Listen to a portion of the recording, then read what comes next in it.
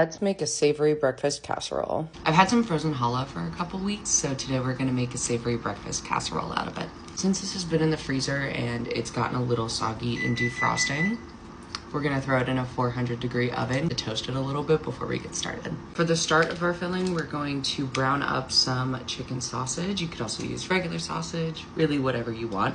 I love this chicken sausage. I get it from one of my farmers markets. And then I'm gonna throw in some onions and some garlic as well. Got a hot pan, let's throw some olive oil in it.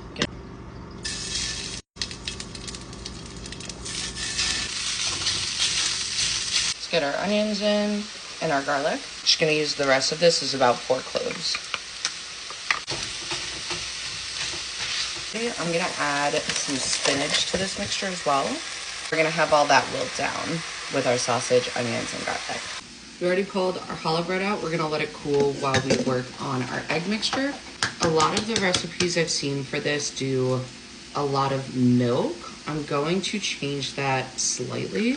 So we're going to do 10 eggs, mainly because that's all I have. 10 eggs, a cup of cottage cheese, and then enough milk to like really liquefy the solution. So I want to say about a cup instead of like 2 cups. Our sausage mixture is done right here. We deglazed it a little bit with some sherry vinegar. You can obviously use any sort of vinegar, even just water if you don't have vinegar in a pinch, but it'll make sure to get all of the brown bits off the bottom of the pan.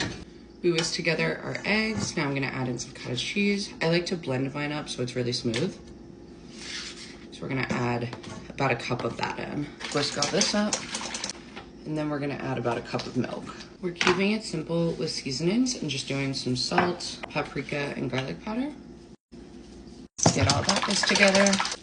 We're gonna start tearing apart our bread. All that crusty goodness.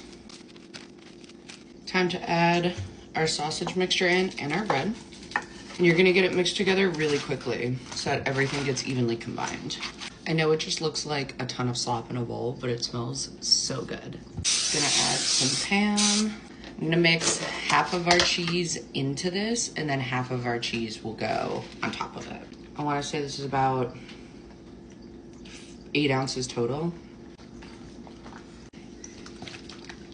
Spread it into all 4 corners, and then we'll get our cheese on top of it.